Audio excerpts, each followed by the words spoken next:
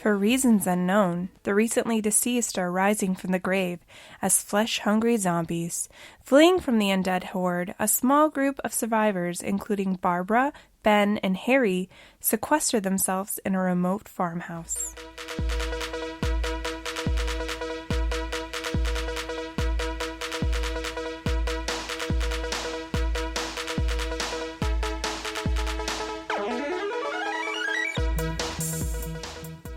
This is Ryan. And this is Ashley. And this is Ruining Our Childhood, a weekly podcast where we remove our childhood goggles and put on our adult bifocals to rewatch and review our favorite movies from the past. And for some reason, that tripped me up. Why? I don't know. The thing you say every single week. And I'm pretty sure I kind of wrote that line. Or you kind of, I think. I came up with the idea of childhood goggles and you helped put it together. But I read it every week. Yeah.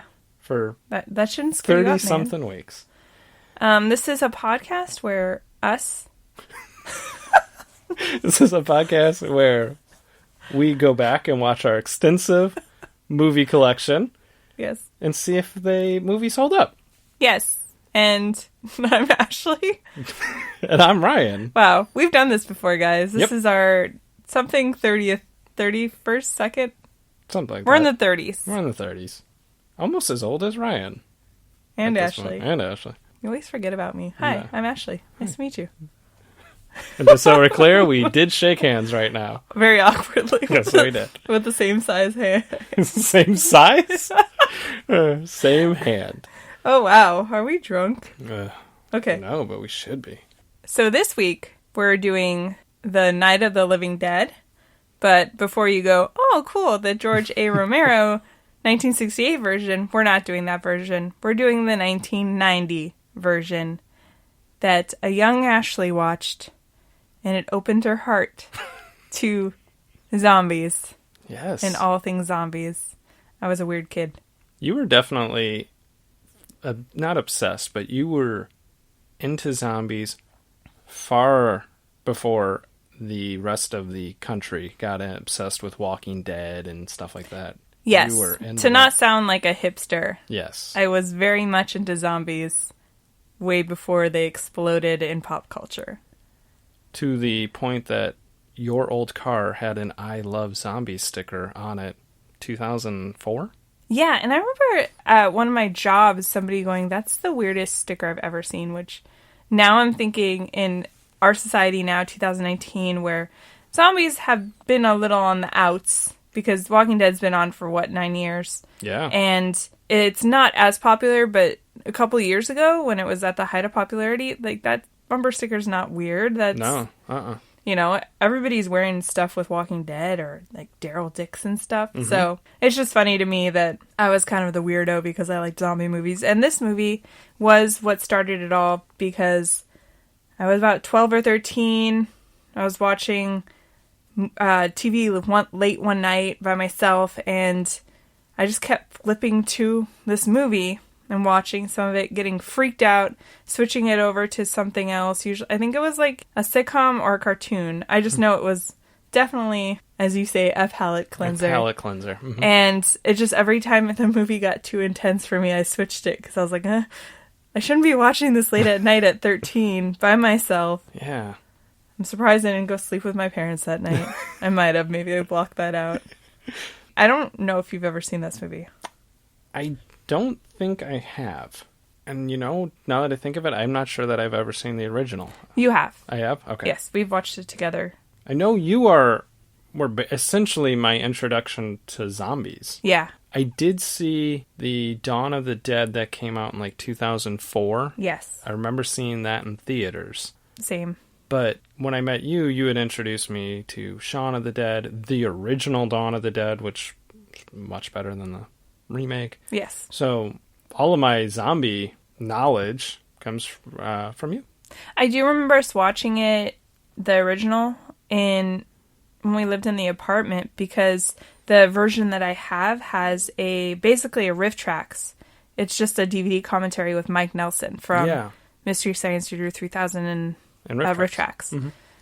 And I think that I remember. Yeah, so we did watch it. And the original is a very interesting movie, but there are parts of it Especially, I remember that they do like in real time where one of the main characters is putting wood up on to block the doors. And it just seemed like it was really long process that he was doing. Like, he was doing it in real time. They didn't do like a montage. No.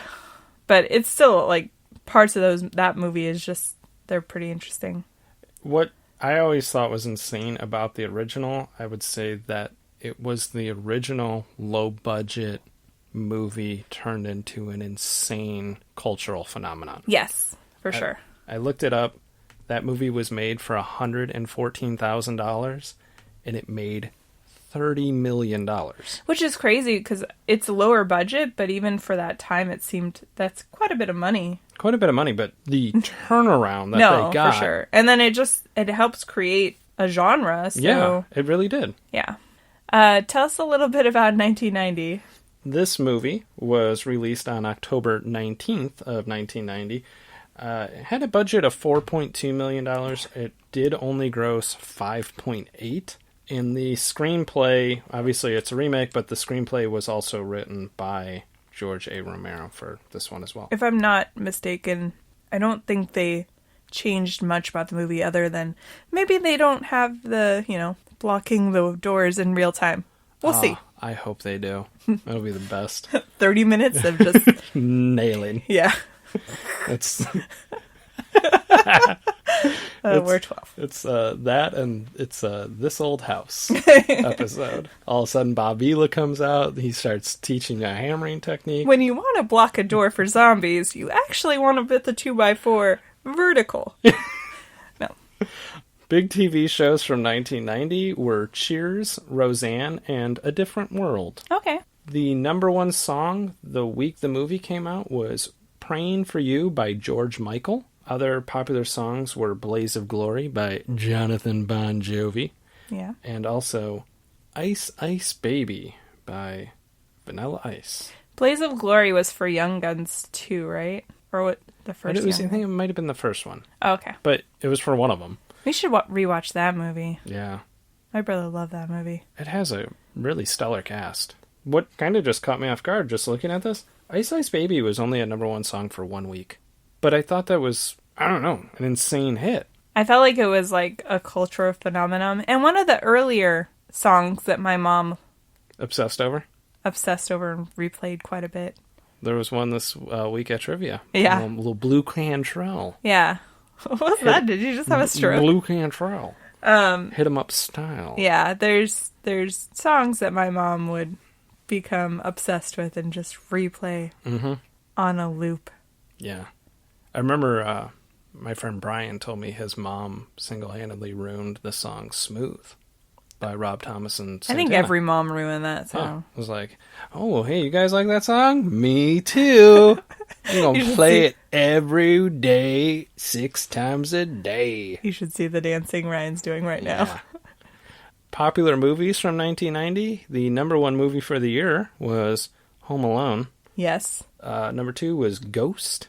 Nice. I just thought of Tony Hale on Community teaching the pottery class and being like, you are not allowed to reenact that scene. Yeah. And he was dead serious. He had a poster of like, Patrick Swayze. And he's no like, ghosting. And the episode came out after Patrick Swayze had passed away. And he's like, I had this set before he passed away. God. So it's not in bad taste. Yeah. And the number 3 movie of the year was Dances with Wolves. Let me talk about a movie I fucking hated when I was a kid. Really? Yeah, because this lady... Another thing about somebody replaying it over and over again, but we had almost like a nanny for a minute. That sounds like we were rich. We were not rich, but my mom's boss's wife would watch us a lot during the day, and she loved that movie, and she played it constantly to the point where I was like, I don't know who fucking Kevin Costner is, but I never want to see his face again. He, I think, was one of those actors when I was growing up, I would hear the name. Yeah. And I had no clue about any of his movies. Because obviously he wasn't making kids' movies. No. To the point, I think as an adult, I've maybe seen 2 of his movies. I've seen a lot of Kevin Costner movies. Yeah. Because he was very popular in the 90s. He's still popular, but I've just never These movies But I'm never saying, really like, appealed. in the 90s, he was in everything. The Bodyguard. You never saw it. Uh, I did see JFK. Robin Hood. Saw that. And then the other ones that I'm thinking of are like 13 Days I saw, which is about 13 days And then long. there's ones that I think towards the end of him being like the number one actor, or like Waterworld, and it's like The Postman or something like that. Postman, Tin Cup. Yeah, that one's good. But he was in a lot of stuff. Yeah. Wasn't he in Bull Durham? I believe so. So And he was in Field of Dreams, correct? Yes. Okay. Yeah. I didn't name that one because it's just implied. Yeah. I'm glad we went from zombies to Kevin Costner. Kevin Costner. We hit on some Swayze. Yeah. Moved right on down the list. Yeah. So this is Night of the Living Dead, 1990. Mm-hmm. Can't really find it on very many things, but you can rent it on Vudu and Amazon, so it's not like an obscure thing. Yeah. Or if you have that Fubo. I said Vubo. Yeah. Subscription service. Clearly we have it if we can't even pronounce it. Yeah. Then it is available through that subscription service. Or you can own it like us, because we're weirdos, and I literally own almost every single zombie movie ever made. That is correct. Yeah. And what did we do yesterday? We watched Zombieland Dose. Zombieland Double Tap. Yes. And it was delightful. It was really good. Yeah, go see it, guys. Definitely wait until after the credits, too, for... I'm not going to spoiler alert it, but you're going to need to stay post-credits. Yes. Mid-credits. You have to stay. Mid-credits, yeah. But, yeah. Excellent movie. Mm-hmm. So, I guess we can go ahead and hit the... Nope. We're going to say whether or not we think damn it! It holds up. I'm sorry, guys. This is a total train wreck. This is your first time listening. We're not like this. We're usually much more polished. Pause it right now. Go to the last episode, People Under the Stairs. Very, very polished. Yes. Today is just a freak thing. Yeah. I can't even make sentences up here. Do you think it's going to hold up? I'm going to say, and this is, obviously I've never seen this, so my basis on saying no is that I prefer the original Dawn of the Dead to the remake. So I'm going to say, like, the original of this is probably better than the 90 remake. So I'm going to say, for that reason, no. Okay. But I'm going to enjoy it because I love zombies. Okay. I think, in a way, it will hold up. Okay. Because the things I remember from it is stuff that, in comparison to the remake, that I think they tried to fix a little bit, in the sense that they made Barbara, which is the main character in both these movies, they made her a lot stronger in the 1990 version. Okay. So just from that standpoint, I think it will hold up. In the sense, will it hold up to my adult standards, which is the real question? Mm-hmm. I don't think it will. Oh. I think some of the special effects might be a little cheesy. I don't know if they maybe got the same people as, all of Romero's. I do want to look it up and see if they got the same kind of people. Mm-hmm. Like Greg Nicotero was already learning how to do zombie makeup and stuff. Yeah. At this point, he was in Day of the Dead. Yes. And he was on the special effects department. Yeah. And costume. So you definitely learned from Romero if he's in that. Yeah, well, he learned from the guy Romero's guy. Oh, okay. I can't remember his name. But gotcha. So I don't know if they're using the same people. Mm-hmm. But I still think it's going to be cheesy because it's 1990. And there's going to be maybe some characters that are crazy over the top. And, yeah. So I don't think it will hold up in that sense. Okay. I don't know if it will be scary. I think we're probably going to laugh more than be scared. I'm looking forward to this. So with that, we're going to go hit the pause. Hit the pause. And go watch this movie and come back and discuss it. Correct.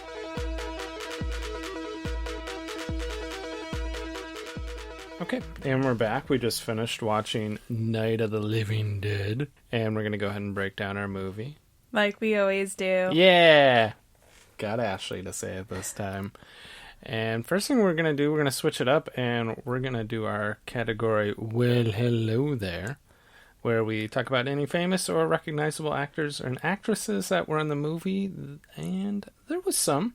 Who did you notice? Well, I just wanted to say real quick, we are changing it because we've noticed over the 30 or so episodes we've done sometimes we want to say the actor as we're discussing like fashion and technology, but then we feel like we can't because our category is later. Yes. And we don't want to give away the random people that are in the movie. So we decided that this is going to be our first category going forward. And if you don't like it, that sucks. I don't know what to tell you. We're going to change it regardless. Yes. The first person I noticed was Tony Todd. There was literally like just a couple people. Yeah, there's not a ton of famous people. And he plays Ben, which is one of the main characters. And he's been in a lot of stuff, including Chuck, Candyman, among other things. I did look at his Wikipedia, and he was in Transformers, Rise of the Fallen. He's just a good character actor. He's been in a ton of stuff. Yes. One of the people I recognized was Patricia Tallman, who plays Barbara, who I would say is probably the lead, or maybe you would say Tony Todd is.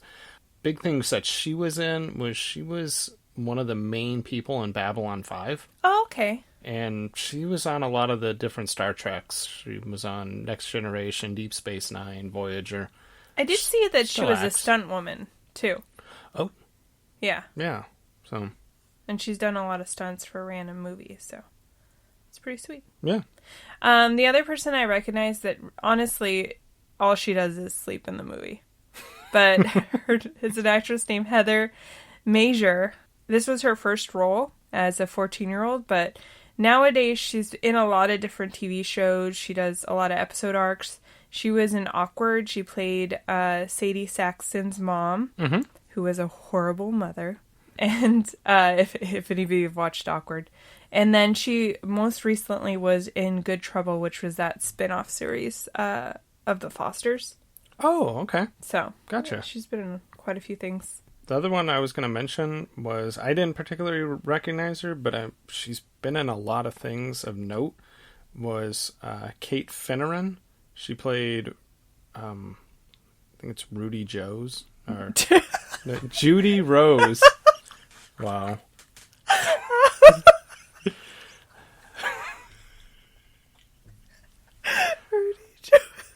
Judy Rose was the character's name. And I just almost killed Ashley. She is on Broadway a lot. Oh. And she has won multiple Tony Awards. So okay. Yes. Surprising. I was for me. Very surprised to see that. She won a Tony in 2002 for Noises Off, and then also in 2010 for Promises.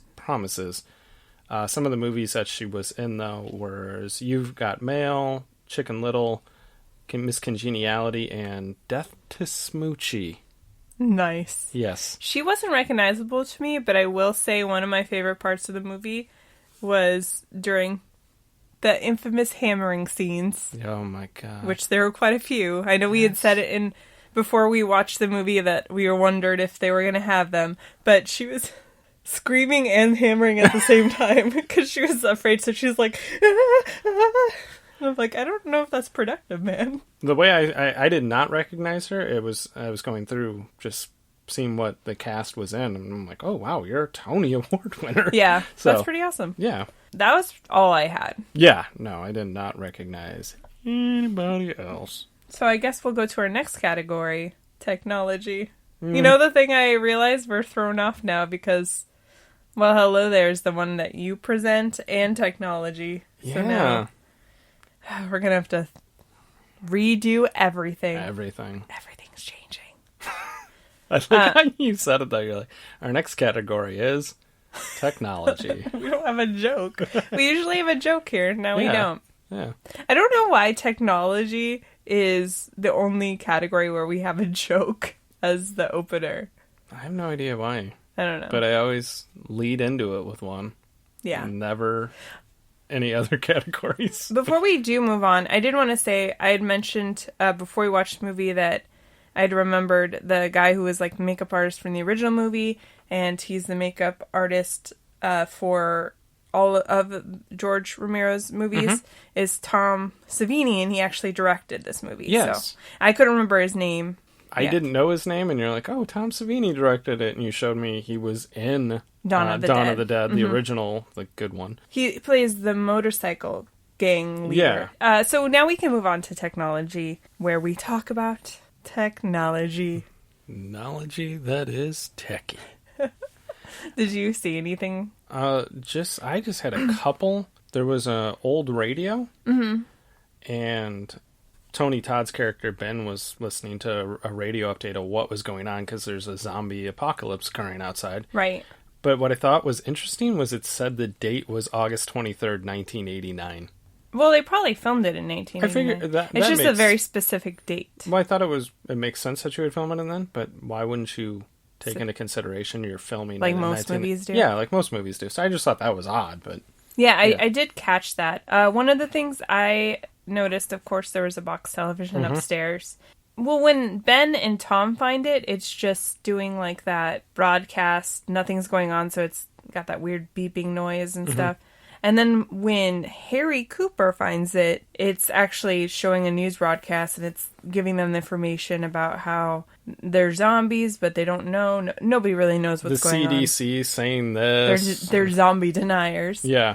And then, but it's funny because he unplugs the TV, and he picks it up, and there's, of course, an antenna, some rabbit ears on top. Yeah. And they just fall down, and he's just like, I guess I don't need those, and he just takes it downstairs. Yeah. And then, of course, because he's the biggest asshole, spoiler alert, is. And he's trying to take it down to the basement, and Ben is like, nah, bro, you can't take that.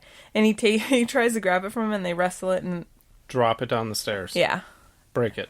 And then he's like, I wasn't trying to take it downstairs, and you're like, what? Yes, you were. That was the thing I didn't understand, was his justification. After they've argued and now broken the TV, he's like, I wasn't trying to take it downstairs. It wouldn't even get reception. Because he left the antenna. But you literally were trying to take it downstairs very sneakily, too. He's just the worst. Why don't you go, hey, everyone, come see this TV that's giving us a news broadcast of what is actually happening. That would be productive, and... if there's one thing I learned about Harry Cooper in this movie is that he is not productive. No. At all. He is the opposite. He's the complete opposite. Did you have anything else? No, it was just the TV and the radio for me. Okay. And there was no special features. There was like a making of featurette, but there wasn't any DVD trailers, sadly. No. But the music score, especially in the beginning when Barbara flees the cemetery... it's so synthesized and 90s and sinister. And it was the same thing at the very, very end when it was just playing still pictures. Yeah. It was like a real synthesized woodwind combination. Very bizarre. Bizarre. Neither one of us can talk this afternoon. Did we, drink 10 beers before recording this? Just a little cold brewed coffee. Do you want to move on? Yes. Do you want me to do this one so we're not so thrown off? Yeah, you go ahead and do this one. This next category is called Kids Would Call It a Throwback. We call it the Prime of Our Teens, where we talk about fashion, offensive jokes, and dated references. What did you have? Right at the very beginning, when they're driving to a cemetery. Her brother, Johnny, is driving her so they can go visit their mother's gravesite. Reluctantly. Yeah, he was such a dick, saying, oh, she couldn't get buried somewhere near us. It's a 2-hour drive, and you come out here so many times. Like, it was the biggest inconvenience to drive your sister to go to your mother's gravesite. Guy's a douche. He got out of, and this should tell you what a douche he is, he got out of the car. He was wearing driving gloves. He was, and his car's not that nice. I think it was a Mercedes. Oh, was it? It was like an old one. Yeah. It wasn't very nice. I specifically put... her brother's wearing driving gloves, and for this, I don't mind that he got killed. Because, really, dude? One of my friends in high school, when he had a driving hat he would wear. Uh-huh. He had the glasses very similar to what Johnny was wearing, and he would put on driving gloves. Our friend Paul, because I know some of my friends listen to this, and they're probably going, which one is he talking about? I'm like, Paul did that. He was weird. But he was also a child, I guess. This guy is like a 40-year-old who is actively wearing driving gloves. Drove a Mercedes. Paul drove like a Kia. So It's a little weird. One of the first things I noticed as far as fashion was the character Tom, who is one of the people that they find in the basement of this farmhouse they go to. Mm-hmm. It happens to be his uncle's farmhouse. Yes. He's wearing a Pittsburgh Steelers hat. Yes. And he has the worst sideburns of all time. Yes. The one legitly is shaped like an L. Yeah, they didn't match. No, the other one wasn't Trim shaped them up, like bro. that. Yeah. Yeah, and I don't know if it was maybe just the way hats were made back then. I know It was nowadays... just like sitting... Yeah, like nowadays there's a screen in there that kind of pops up the front of your hat. Yeah. Which can be annoying because it really can make your hat sit up. But his was all like pushed in different places. But yeah. I think that was probably just how hats were made back then. I felt like his hair was so voluminous it was almost like a wig. It might have been. Because that's a very good point. It was pushing out so far... Yeah. That or he just uses some really good conditioner. Possible. Volumization. The other thing that I pointed out was Sarah Cooper, who is the daughter of Harry Cooper, and I can't remember his wife's name. I don't remember the wife's name either. She's wearing like a yellow baby doll dress, which I know from watching the original several times that the original character... pretty sure wore the same exact thing. Mm-hmm. The only problem is Sarah looks like she's 18. Yeah. Even though she is like the actress was 14, she's just like a tall person. Mm-hmm. But she looked way too old to be pulling off that dress. Like they dressed her like she was 5. She was wearing it reminded me of the dress the doll wears in Toy Story 4. Yes, and she even has the socks with the little lace, which I remember I had some of them, the white socks with little lace trim around them. Uh-huh. That, I feel like you dressed your 5-year-old in, not a 14-year-old. Yeah, I looked it up. It was Gabby Gabby. Yes, Gabby Gabby. Yeah. Toy Story 4. Toy Story 4. Way Maybe that's what they designed Gabby Gabby off of. Because also, Gabby Gabby was creepy as hell. That's true. So. That's very true. Sorry, we just went on Toy Story spiral. Did you have anything else? Just towards the end, I don't know what you would describe it as, that they're having almost like a carnival? Yeah. Get together? Everyone's wearing flannel. Yes. Why so much flannel? Because they're in the middle of the sticks, man. Just a bunch of rednecks celebrating and killing a bunch of zombies. That's very true. Food trucks. Yeah, there was a food truck there. Yeah. There was 3 food trucks. I counted 3. I just remember the one that was selling hot sausage. Yeah. Because when you're killing zombies and burning their bodies, sometimes you want a bratwurst. Yeah, it works up an appetite. I did notice in that scene, Barb is, I guess I'm going to put air quotes here, rescued by the group of redneck guys, and she wakes up in a Jeep and she has the awesome acid wash denim jacket on to complete her badass outfit. Yeah, I totally had a acid wash denim jacket right around the same time. Apparently I was taking my fashion choices from Barb. And maybe the haircut style. Yeah, kind of a badass haircut. Yeah, she does pull it off. She does. Did you have any offensive jokes or dated references? I did not have any offensive jokes. Just a dated reference was the awful floral wallpaper that lined that farmhouse. Yeah. Mm-hmm. Yeah, there wasn't... Yeah. I do remember in the original there being some maybe some racial slurs, I'm pretty sure, especially in the end. Mm-hmm. But there wasn't really anything like that. No. The only person that hurls insults, it seems like, is Harry Cooper, and they're all incredibly lame. Yeah. And I'll talk about that later. The worst I could find was when the group of good old boys, as Ben called them at one point, finds Barbara at the end of the movie. They call her Little Lady. And I was like, bitch, she just fended off 10 zombies. Yeah. By herself. Yeah. No, she was not a little lady. Yeah. Well, I mean, she's a lady in the sense she's a female. But out of everything, that was not even remotely offensive. Yeah, no. There wasn't even a lot of dialogue in parts of the movie, so... No. Lots of hammering. Lots of hammering. Do you want to move on? Yes. Hey guys, it's Ashley. And Ryan. And we just want to tell you something super, super exciting. We're going to tell you about our new podcast that we're starting. Yes. It's going to be called Ruining Our Childhood Presents... Are we still afraid of the dark? Question? It's going to be a weekly podcast that's going to come out every Saturday where we rewatch the 1990s classic TV show, Are You Afraid of the Dark? Yes, the Nickelodeon classic. Yes. And it will be starting on November 2nd. Yes. That's Saturday, November 2nd.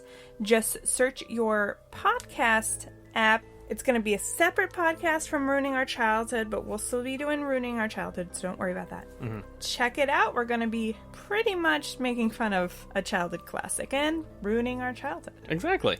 That's what we do. It's what we do. Check it out November 2nd, and we'll talk to you guys later. Okay. Bye. Bye.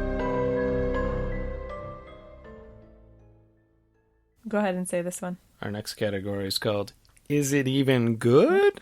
It's where we talk about the plot and we give our plot holes. Yes. Funniest line and cringiest line. And we also added 2 things to this. Best zombie kill. Yes. And favorite zombie. Correct. Because there's one thing we've learned about watching zombie movies, especially Romero movies, is that there's specific zombies that are amazing. Yes. Every zombie is a little different. I feel like that's the one thing I like about his movies is each zombie has a different look to them, whereas in some movies it's just all like It pale. gives it some character. Yeah. That would be kind of my knock on the first Zombieland. They tried to create some distinction between the zombies and the second one. Yeah. But Romero, like, you would always point out zombie with gun. Yes, and Dawn stuff of like the that. Dead. Yeah. And favorite zombie. Exactly, like, because it gives it some characterization and it's not just a random guy going, ugh. Yeah. Yeah. I mean, these zombies are... There's a reason why people like nickname slow zombies Romeros, because they are ridiculously slow, but they still have some character to them. Yeah. Because they're very unique. Definitely. What did you think about the plot? Until probably, I'm going to say 10 years ago, I thought the whole idea of a zombie uprising was silly. And that bodies come back from the dead and all this. But then I remember when there was people taking bath salts and basically becoming walking zombies and eating people's faces and crap like that. I'm like, yep, it's believable. Yeah. Yeah. Drugs, man. Drugs. For sure. It might not be the undead. It might be the coked up. I think as far as it being a horror movie, it's a believable thing. There's definitely some things I think for me, zombie movies are more about how the people react to the situation they're in. Mm-hmm. And some of these characters, I felt like did not react like humans should react. No. Or they did not prioritize things that they should have prioritized in a event like this. Yeah. And that, to me, makes it not so believable, but also, I guess, it makes it kind of funny. Touché. I did think there was quite a few good scares in the movie. Yeah. We talked about the beginning of the movie. They're in the funeral, or the cemetery, and the first zombie they see this old man, like, staggering, and he has blood on his forehead, and he's talking. He's not a zombie. No. Which I'm like, where did that guy go? By the way, he just disappeared. But you're so focused on him that all of a sudden this zombie comes out from, like, the left side of the screen and attacks Johnny, Barbara's brother. But that, like, freaked me out because it was a good jump scare. It was a good one, and then it was immediately followed with the zombie being on Johnny's back. Yes. And Johnny kind of losing his balance, falling headfirst into a tombstone. Yes. And like you said, you could tell it was a dummy, but at the same time, I gasped because I was not expecting someone to take a header into a tombstone. Like, literally, he's dead. It's a vicious way to die. Yeah. But it was right off the bat, they hit you with a couple good actual moments. For sure. Yeah. Should we move on to plot holes? Yes. Did you have any? And it kind of, at the time, I thought it was a plot hole, but then the further I got into the movie was when Harry and Todd, who were in the basement, come upstairs, you just keep hearing Harry's wife Helen down in the basement yelling like, "What's going on up there?" repeatedly. Yeah. Walk your ass up the stairs and look. But then the more you saw Harry on the screen, you realize he's a controlling dick. Yes. And he didn't want her upstairs, so she's not coming upstairs. So when it first happened, I was like, dude, go upstairs. After a while, I'm like, oh, okay, your husband's a psychopath. I get it.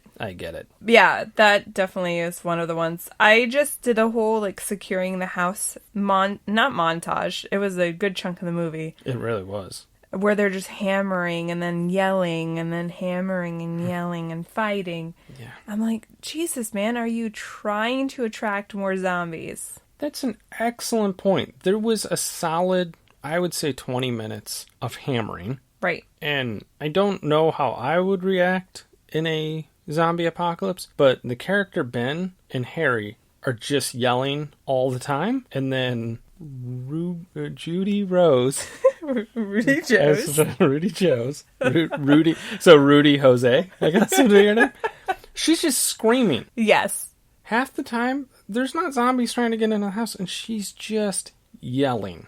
I feel like her character took a little bit more of the Barbara role from the original, where she was just catatonic at times and just screaming and was not really helpful at all. Whereas the Barbara in this version, she's like that at first because I think she's trying to process. She's reacting how I would imagine I would react if, oh my god, there's an undead thing trying to attack me. Yeah. But yeah. But they don't even really know that they're undead. They don't know what the hell is going on. You know, I feel like in a lot of the movies nowadays, because we're in the society where we know zombies, we know what a zombie looks like. Yeah. So I think when zombie movies are written nowadays or shows, we kind of poke fun at that, like we already know what's going on. But in this movie, they're trying to process it in real time. Like, what's going on? Like, they don't want to believe that it's undead. They think it's a virus or drugs or something. They're trying to think of it in realistic terms, and when it's not supposed to be realistic. I did want to talk about Tom being an absolute idiot. Go on. So, they hatched this plan for Tom, Judy Rose, and Ben to go fill the truck up with gas because his uncle just happens to have a gasoline thing. I don't know. Fuel pump? A fuel station, pump. I guess? Yeah. In his backyard, basically. And they get there and they realize they don't have the right keys. Yeah. And instead of, I don't know, going back to the house, because they probably had enough gas to drive back to the house because it really wasn't that far. Yeah. Tom shoots the fuel line, and there's also a torch in the back, which I'm like, why do you have that torch in the back of the truck? Yeah, Ben threw it in there. Yeah. But you could have easily...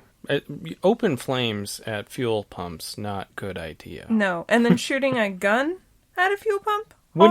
Not great idea. When he did it, I was like, what the hell are you doing? I feel like these characters unnecessarily panic at every little corner.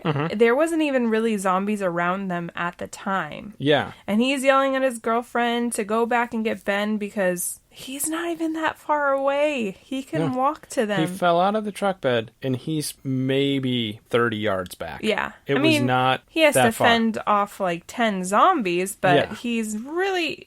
maybe priorities, man. Again... Priorities is the main thing of this movie that everybody lacks. Yes, they do. Except for a select few. Did you want to move on to our funniest moment? Yes. So, I'll go first, I guess. You just asked did I want to move on, and then I'm like, she didn't say, what is yours? So my funniest moment was, you talked about they're trying to secure the house. They're putting everything they can over every window, and they're looking for some doors to use. Yeah. And Ben and Tom are upstairs, and he grabs his door. He's like, oh, this door's a piece of crap. Tom, to his credit, goes, it's better than nothing. Good point. So what does Ben do to prove that it's not better than nothing? He punches his hand right through it. And he's like, see? It's terrible. Yes. Yeah, it's an interior door. They're not the most secure things in the world, but he brings up a valid point. Better than nothing. If you layer it with something else, it just helps with the protection. Yeah. You know what it's better? It's better than glass, which is what you have. That was part of my funniest moment because let me tell you a little thing about Ben. I don't know when, and where he did it, but that guy had to have done some cocaine at some point. Yes. After the other people revealed themselves from the basement. Because of that. Yeah. Just punching holes through doors. The other part was before that they were nailing stuff to the windows, and he's cheering on Tom because he nailed a table to the door, and he's just like, good job, buddy! Like, he's just yelling. And then he comes, fighting with Harry. Mm-hmm. They're just like rage monsters. And there was another part where I was just like, everything he was doing, he was just like, I don't know if it was adrenaline from being like, we're almost going to die because all these zombies are coming in the house, or if he just literally did a couple lines of cocaine. And what's funny is that those scenes actually encapsulated my funniest and then the cringiest part. Go ahead. Was you kind of talked about it was they hammered a table to a wall. Yes. But it was when Ben gets the idea in his head, and like you said, he's coked up. To hammer it, he's like, Tom, come here. They flip the table over, snap the legs off. I don't know why. And he's just yelling. He's like, come on! Come on! Yeah.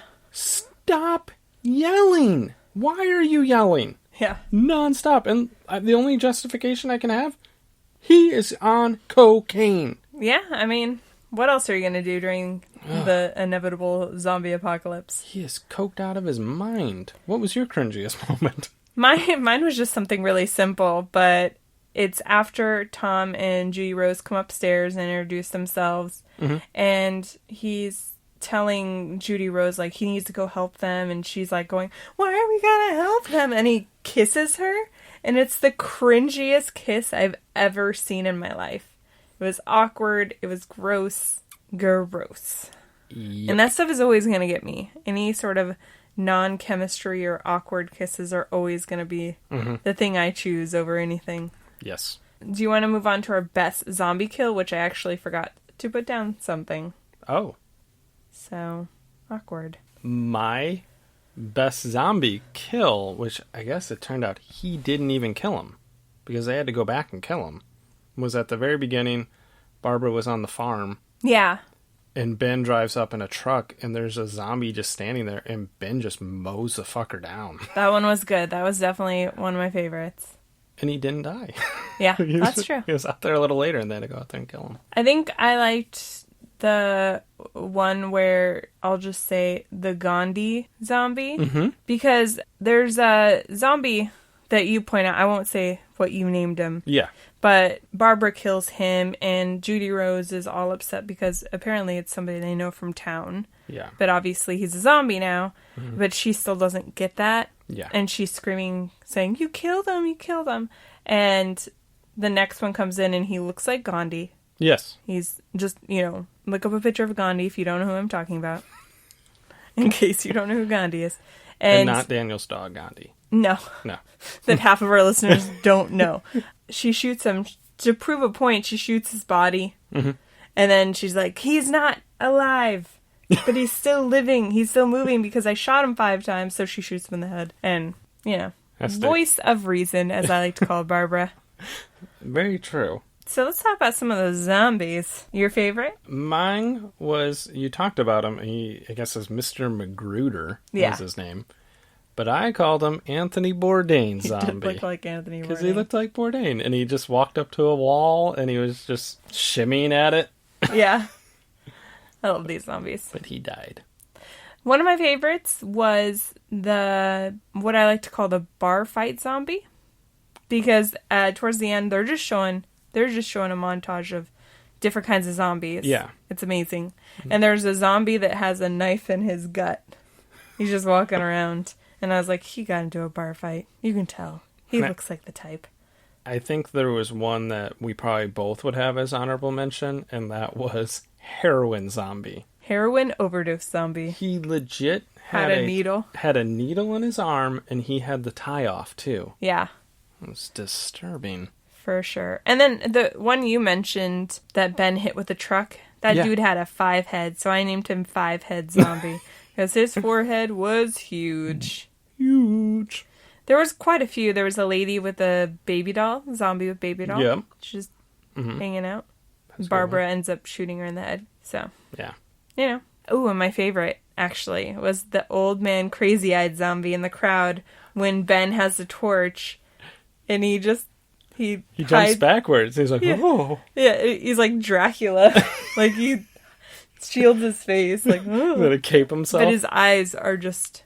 That guy should win an Emmy or a Oscar. Selling with the eyes? Yeah. Yeah, it was good. Good eye acting. Very good. Did you have any additional notes? We kind of touched on it, and it was so much damn hammering. Yes. So much damn yelling. That upset me, all the yelling. Stop yelling. Well, that's what I was saying earlier, is that they just... About the plot is that, to me, that's not the best way to approach, trying to hide from zombies. You want to keep a low profile. But I guess in a way, they don't really know that because they don't know what they're dealing with. Yeah, losing your head and yelling, never a good idea. Oh, yeah. I mean, the amount of unproductiveness that a lot of the characters deal with. Yeah. They're just the worst. They really were. I'm surprised any of these people survived as long as they did. Yeah. And spoiler alert, majority of them died. Yeah, very true. 90% died. It should be noted, one of the characters was straight up murdered by Barbara. Straight up murders Harry. Yeah. He's a terrible person, but she basically executed him. Yeah, but did he deserve it? She still murdered him. Yeah, but he deserved it. I'm did. sorry. I don't condone violence or murder, but... I don't often condone murder, but that motherfucker deserved to be murdered. I think we talked about all my additional notes in previous categories, so if you want to move on to... As always, on Ruining Our Childhood, it is award season. We like to give out 2 awards every week, the first of which is the valedictorian to the Nicolas Cage Online School of Bad Acting. Who did you give your award to? Well, it's interesting you mentioned her murdering Harry, because I gave it to Harry. Really? Harry Cooper. Harry Cooper, okay. Because he is just the worst character of all time. He was pretty bad. But not just because he was a coward and mean. He had the worst comebacks of all time. He called people lame brains. Ooh. And yo-yos. Yeah. He's like, you yo-yos are gonna die. And then, so he's the master of comebacks and complete denial that the situation is even going on. I liked how he wanted to be in the basement. Mm-hmm. And upstairs they're trying to secure everything and they're putting windows over. But they're like, oh, there's more doors downstairs. Right. So Ben gets him to open the door after doing the thing your parents would do, counting down from 3 until you do something. And he was yelling at Ben like, no, you either come down here now or you don't get to come down here. Like, what? Yeah. You got to come down here now. Because he was just so afraid of the situation. And then he is no help at all. There's multiple times where they're having issues when they're trying to secure the house where zombies are getting in. Mm-hmm. And him and his wife decide to have a kerfuffle in the middle of it. And I'm like, this is not helping, guys. He hit her. Yeah. Yeah. And then at one point, Tom is trying to seal this door and there's a zombie that grabbed him. And he's like, Harry, grab something to hit him. Yeah. And he's like staring at him like, and then he does it very slowly. I'm like, come on, dude, some urgency here. While we're young. Yeah. And then just to top it off, he makes his wife go back downstairs to be murdered by his zombie daughter. Mm-hmm. And then also decides to be the least productive member of their team by trying to steal the gun from what I now say is the most productive member of their team, Barbara, who was actively shooting zombies so that Ben could come back. Yeah. And he's like, I want that gun. I want that gun. And he was just, the actor himself wasn't completely bad, but he was a little over the top and he had crazy eyes all the time. He was very over the top. Yeah. Yeah. But that was my choice. Who was yours? I gave it to our Tony Award winner. Rudy Jose. Yeah, Rudy Jose. Kate Finneran. And you kind of touched on a lot of the points that I was going to make of this. The awkward, forceful kiss between her and Tom. Cringeworthy. Right. And when Anthony Bourdain's zombie is coming into the house, he's clearly a zombie. And you at this point, zombies have been trying to get into the house for a while. And like your boyfriend's uncle? Yeah. And you know these things are not good. And she's screaming at Barbara for shooting Mr. Magruder. And she's just repeatedly screaming. Someone put some duct tape over her fucking mouth. Yeah. Yeah. Oh. Not helpful. And when Tom suggested, prior to this, he suggested we should just start boarding up the windows. She just starts yelling right then and there. There's no zombies at this point trying to get into the house. Mm-hmm. And she's just yelling. Stop fucking yelling. I don't know how she evolved into a good actress and won awards. I don't know. Other than the award we just gave her. That's true. Now she's going for that EGOT. Should we move on to the Thomas J. Hanks Award for Exceptional Acting? Yes. Who did you give yours to? You're going to laugh. I gave it to Tom. And you mentioned how he was an idiot and shot a gas pump and blew up. Yes.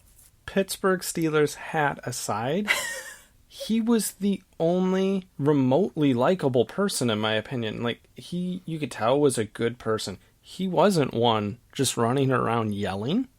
Yeah, he was calm. He was pretty calm. So he was calm. He was likable. I was kind of sad he died. Yeah, in such a stupid way. Yeah, but like you said, he blew himself up. So he's kind of an idiot. Who are you giving your award to? I gave mine to Barbara, Patricia Tallman, because I feel like out of all the characters, she did have the most growth. She did. And I also, comparing her to the original Barbara in the 1968 version, where Barbara literally goes catatonic almost the whole movie, barely talks, just screams. Hey. And I thought this Barbara quickly starts to become the smartest of the group, literally after she puts pants on. It's quite funny. She decides, she ripped her skirt that she was wearing, so she puts these pants on, as you pointed out when we were watching the movie, in front of Judy Rose. Yeah. Like, go into the bathroom. Sure, go ahead, take your pants off. Cool. But she had the most common sense out of all the characters. Like, the whole time they were sitting there yelling and fighting, Harry and Ben, she's just staring at them like, what the fuck, man? Yeah. And she becomes kind of a badass. She's better at shooting than most of the people. And she is literally like, get your priorities straight, guys, when Harry and Ben are shooting at each other towards the end of the movie. Yeah. Because that's productive. You know, don't shoot these zombies out here that are trying to kill us. You go ahead and kill each other. That's fine. She does cry quite a bit, but I thought it wasn't bad. Like, she had a good Scream Queen. She did. Vibe going on. And I felt like it was a realistic emotion to the situations that they were in. She definitely accepted and processed what was happening, I would say, the quickest out of everyone. Yeah. Like, okay, the world is different now. There are zombies. We need to be in survival mode. Right. She did go through a screaming stage, but she moves out of it. And like you said, she develops into quite the badass. Yeah. So. And it's funny because earlier in the movie, she's looking outside and she's going, these zombies are super slow. We could probably just walk past them and be okay. And it's kind of funny because then at the end of the movie, she does just that. She's just walking past a majority of them and they're so slow that she's just not even fazed by them, which I always remembered as a kid. At the end of the movie, she's just walking past them, not even fazed. Mm-hmm. And I thought it was like such a badass move. It's very true. Yeah. Yeah. But good pick. Yeah. So we can move on to deciding, does this movie hold up? I know prior to this, I said I didn't think it would. Uh-huh. I will say I didn't think I thought the special effects, given that they're very simple. Yeah. Very good special effects. The zombies look pretty good. Mm-hmm.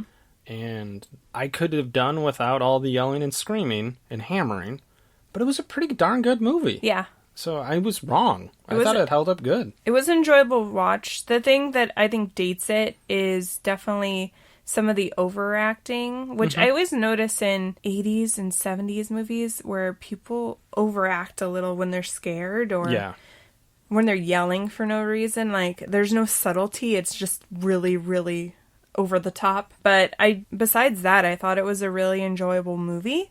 And I didn't particularly like the ending because I feel like comparing it to the original, the other one had more of a social impact and kind of had a message, where this one was just kind of like, yeah, get revenge. He's an asshole. And like when the rednecks shoot Ben in the original, he's alive. And I'm pretty sure they say the N-word and they're like, he's probably a zombie, let's just shoot him. But in this one, they shoot him because he is actually a zombie. Yeah. So it's not as chilling. I did like when they shoot him, they're 10 feet away. They missed like twice. Yeah, he misses twice. Yeah. By 3 feet. Makes you wonder how he survived so much, other than he was in a group of rednecks that were... Somebody in that group had to be good at shooting. They seemed like they embraced the idea of hunting people. Yeah. And that was like... disturbing. Barbara's observation at what I like to call Zombie Fest.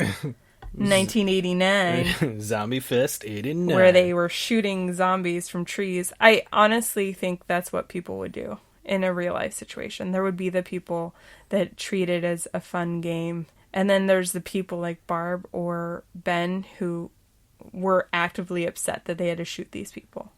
But like, excited they got to do some hammering. Yes. Sorry. Or do cocaine. Or snort I'm thinking Tom's uncle had something upstairs. Yep. And, Ben didn't want to share with everybody. A lot of the bit of the nose candy. So, yeah, it was a good watch, guys, if you want to watch it. Definitely. Watch both of them. Compare and contrast. Absolutely. Write an essay. Send it to us at ruiningourchildhood@gmail.com. And you will learn some good carpentry skills from these movies. That's true. Who needs this old house? Yeah, that's true. We appreciate you guys making us part of your... You guys making us part of your week and listening. Yeah. I'm really warm in here. Yeah, it's like a sauna in our room. Yeah. We ask that you give us a review and a subscribe over on the Apple Podcast app or whatever app you're listening to us on. Yeah, if there's a like button or a review or a comment, just send us something so we know you're out there. Yeah. It's nice. It's nice to know that what we're putting out there, somebody's actually appreciating it, or at least tolerating it. I said we got some messages this week of people that were upset about Podcoin closing, which we were too, and where they are listening to, so we appreciate that. Yeah, for sure. And also you can follow us on our social medias, Instagram at Ruining Our Childhood. At Facebook at Ruining Our Childhood. And also at Twitter at ROC Movie Podcast. Yeah. And we will see you guys next week with the final episode of our Halloween Spooktacular. Yeah. Sorry. Yeah. Sorry. Yeah. And thanks again for listening, guys. See you next week. Bye. Bye.